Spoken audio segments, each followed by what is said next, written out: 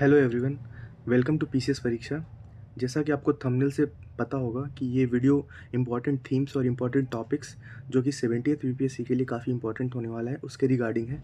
लेकिन उससे पहले मैं आपको ये न्यूज़पेपर कटिंग के माध्यम से एक चीज़ बताना चाहता हूँ कि अभी 2 दिनों पहले ये न्यूज़ आई थी कि जो संयुक्त परीक्षा का विज्ञापन अगले माह होगा, मतलब जो 70th कॉम्पिटिटिव एग्जामिनेशन, जो कंबाइंड कॉम्पिटिटिव एग्जामिनेशन है 70th सीसीई का एडवर्टीजमेंट अगले महीने, मतलब कि सितंबर में पेपर होगा। तो इस इट मीन्स कि जो 30th सितंबर जो डेट थी, उस डेट को पेपर कराना अब थोड़ा विज्ञापन में आने की विलम्ब होने की संभावना है। तो ये दिया गया, तो अब आपको पूरी तरीके से अपने आप को प्रीलिम्स मोड में कर लेना चाहिए, क्योंकि आने वाला जो 2 महीना होगा वो काफ़ी क्रूशियल होने वाला है। क्योंकि जिसका भी प्रीलिम्स नहीं क्लियर हो रहा है या फिर जो बॉर्डर पे रह रहे हैं या फिर जिनको फैक्ट्स में दिक्कत होती है, तो उनके लिए ये वीडियो काफ़ी इंपॉर्टेंट होने वाला है।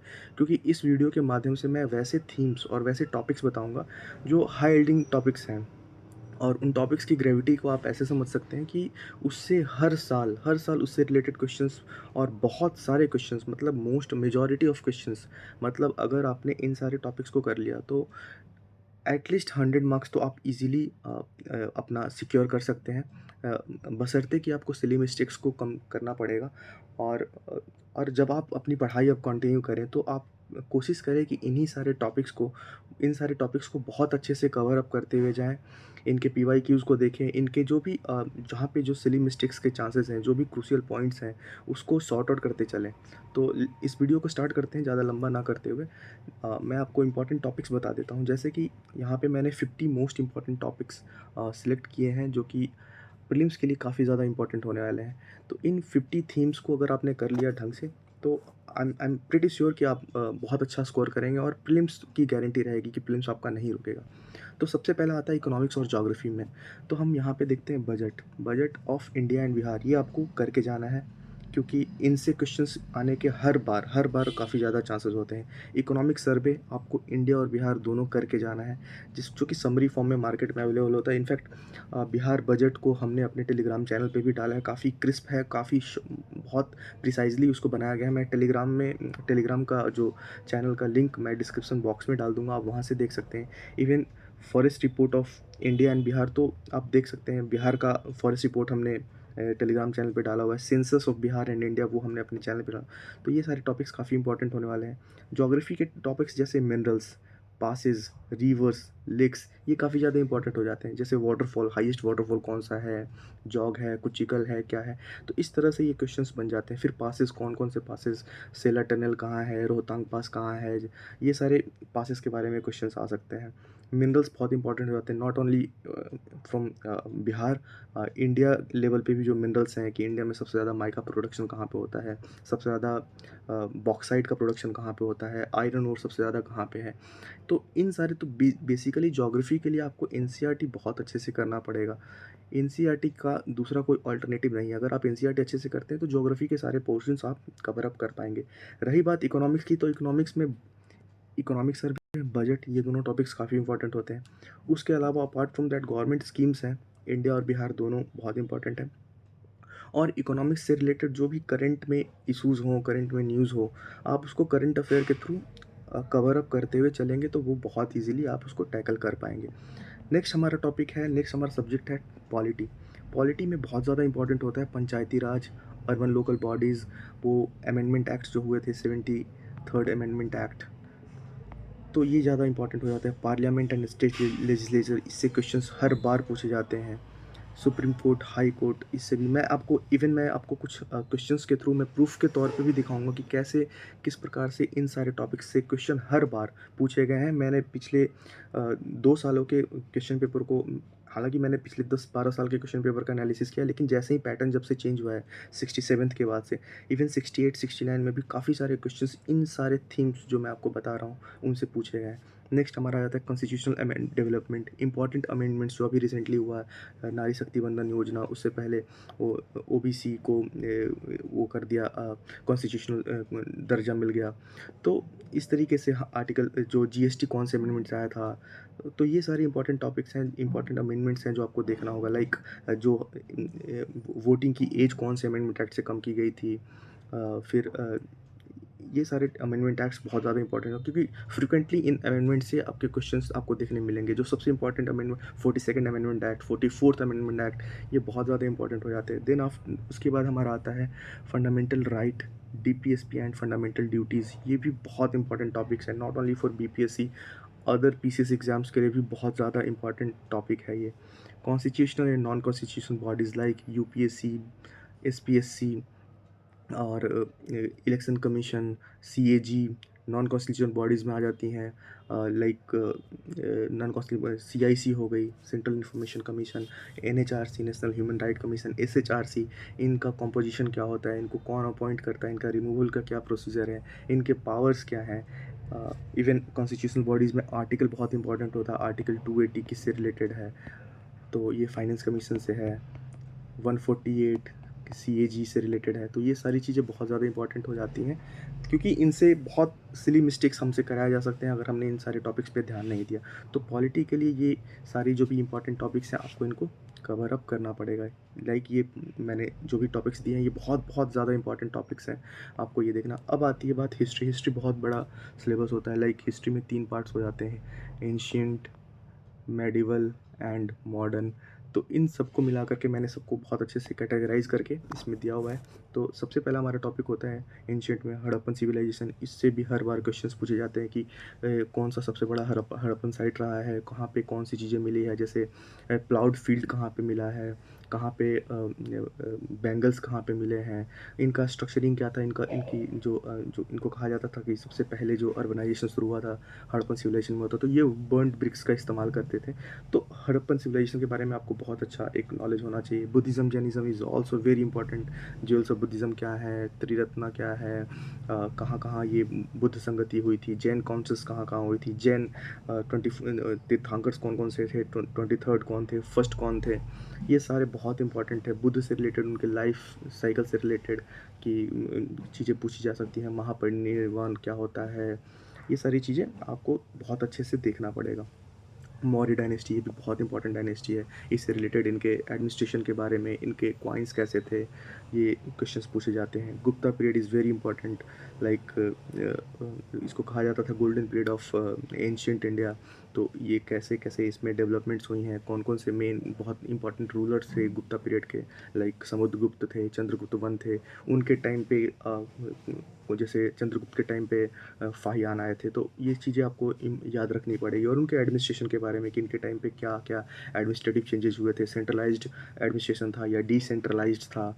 ऐसे छोटी छोटी चीज़ें आपको फंसाई जा सकती हैं। तो ये बहुत इंपॉर्टेंट, इवन इन सारे टॉपिक्स का नॉलेज आपको होना ही चाहिए अगर आप पीसीएस के एग्ज़ाम में बैठते हैं।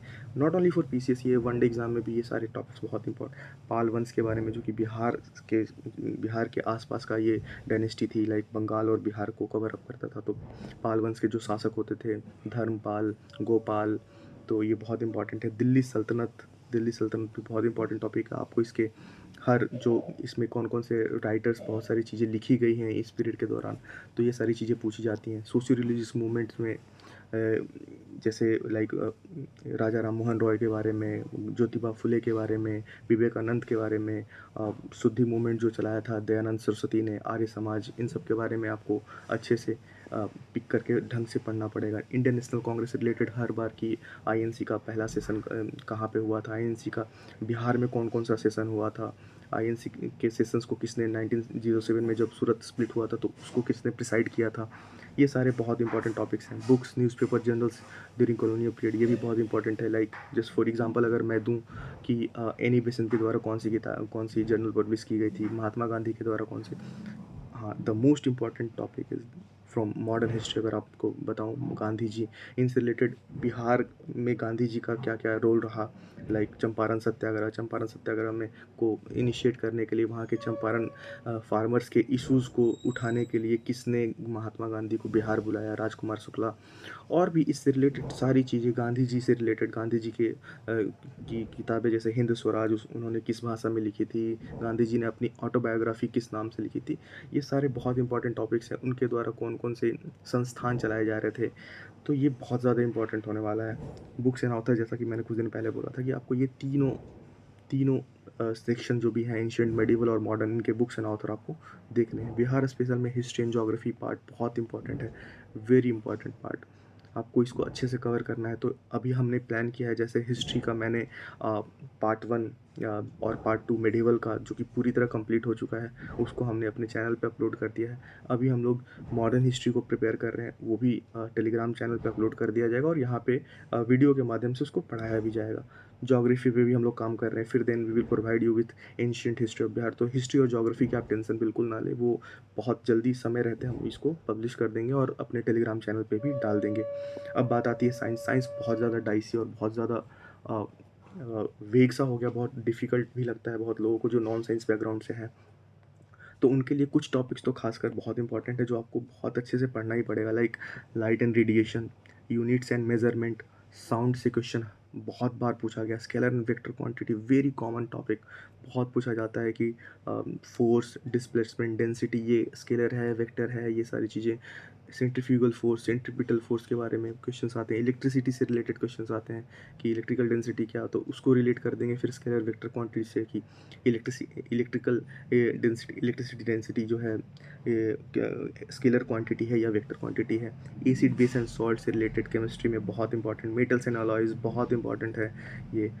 फिर बात आती है बायोलॉजी की। बायोलॉजी में ब्लड से related questions, blood pollution, gases specially related to CO2, methane, बहुत important, like greenhouse gases, ozone depletion, ये सबसे भी क्वेश्चंस आजकल पूछे जा रहे हैं, तो आपको इसको देखना पड़ेगा। वाइटामिन, एंजाइम्स, हार्मोन्स, जेनेटिक्स, बहुत इंपॉर्टेंट टॉपिक्स हैं। Viral, bacterial and fungal diseases, ये भी बहुत इंपॉर्टेंट है, not only related to humans but also related to plants also. Plant से रिलेटेड जो भी वायरल डिजीज, प्लांट से रिलेटेड जो भी डिजीज़ होती हैं, फंगल डिजीज़ होती हैं, इन सबको आपको देखना पड़ेगा। प्लांट सेल, एनिमल सेल में डिफरेंसेस क्या क्या होते हैं जैसे, और प्लांट सेल के पार्ट्स के बारे में भी आपको समझना होगा। माइटोकॉन्ड्रिया होता है जिसको power house of the cell बोला जाता है। ऐसे ऐसे क्वेश्चंस आपको पूछे जा सकते हैं, ठीक है। किचन ऑफ द सेल किसको बोला जाता है।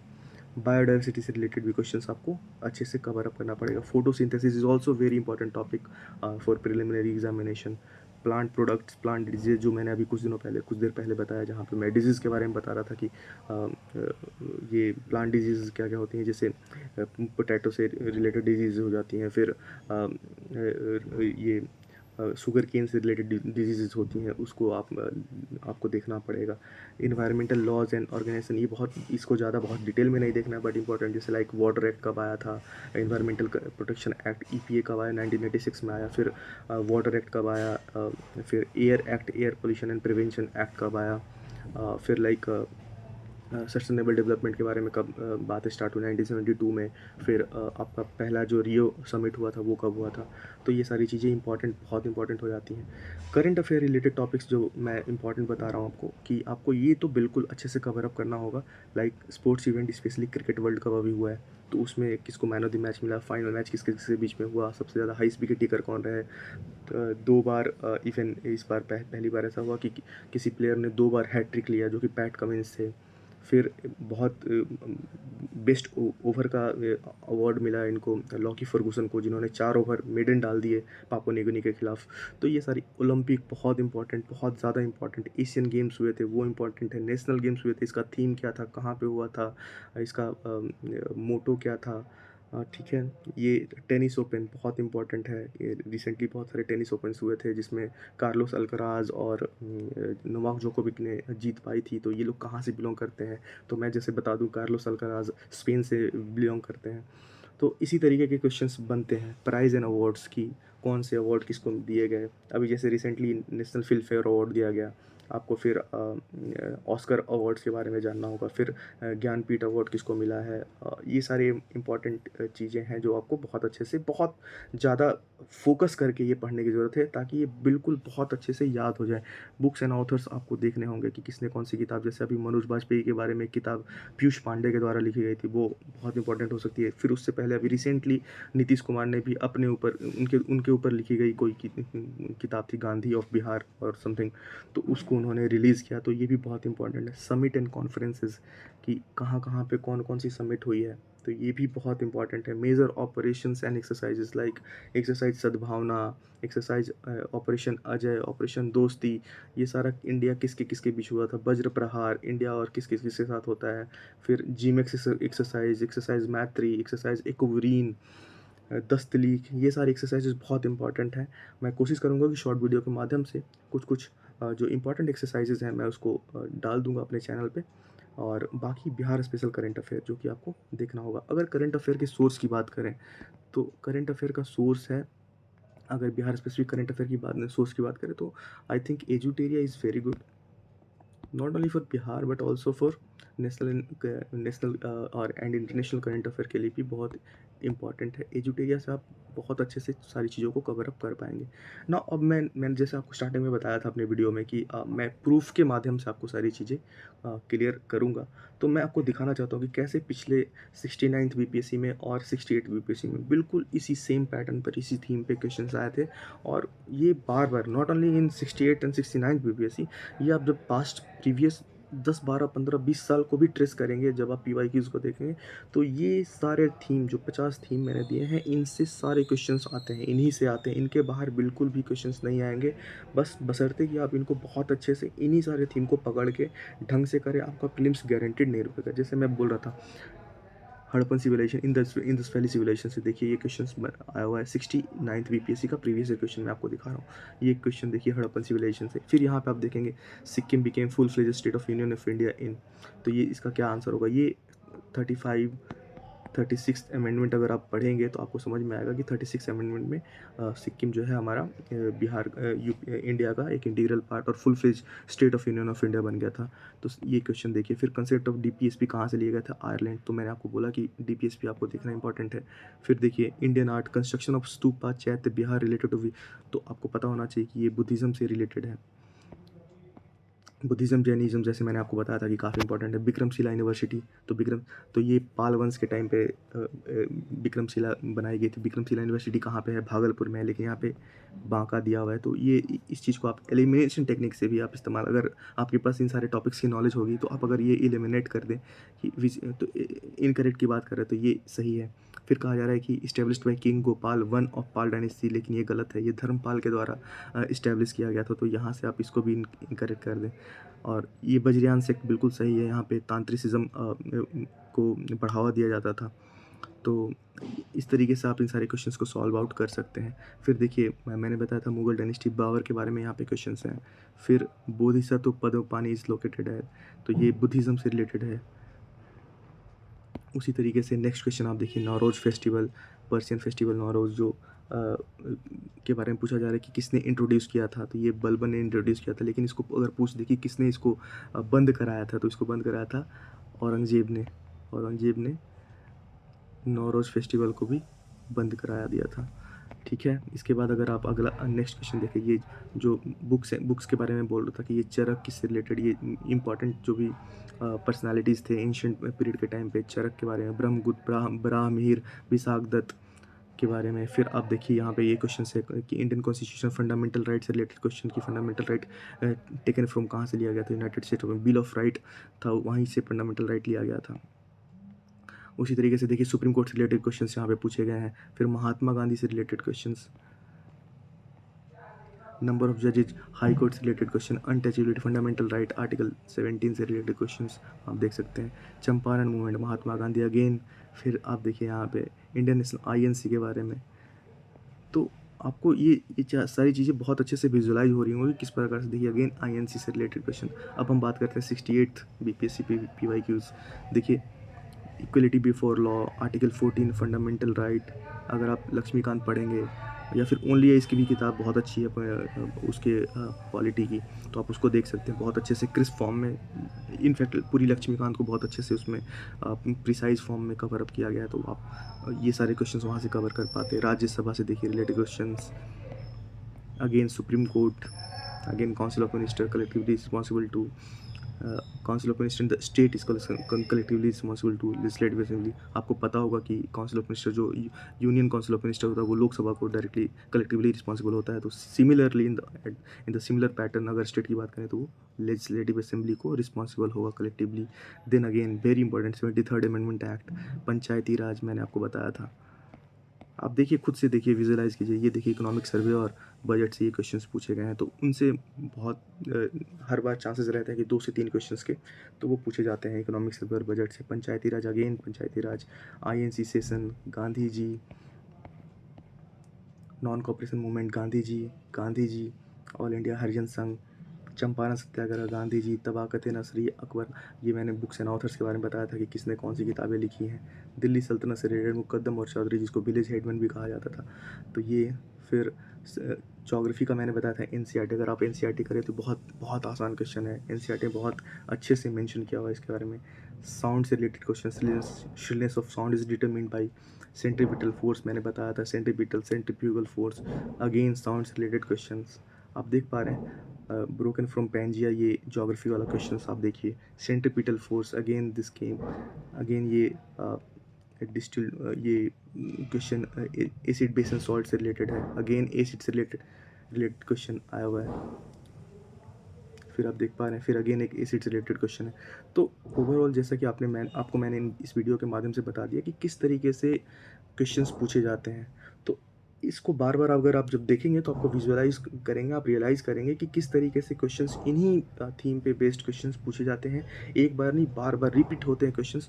बस करना क्या है कि आपको इन सारे टॉपिक्स को बहुत अच्छे से मेमोराइज़ करना है, जितना ज़्यादा हो सके क्वेश्चंस को लगाएं, और जहाँ पे गलतियाँ हो रही है उसको आप कोशिश करें, जॉट डाउन करने की कोशिश करें। एंड आई एम श्योर कि आप इतना करने के बाद आपका बिल्कुल भी प्रीलिम्स नहीं रुकेगा, और आप बहुत ज़्यादा कॉन्फिडेंट फील करेंगे एग्ज़ाम में, और आपका बहुत अच्छा पेपर होगा।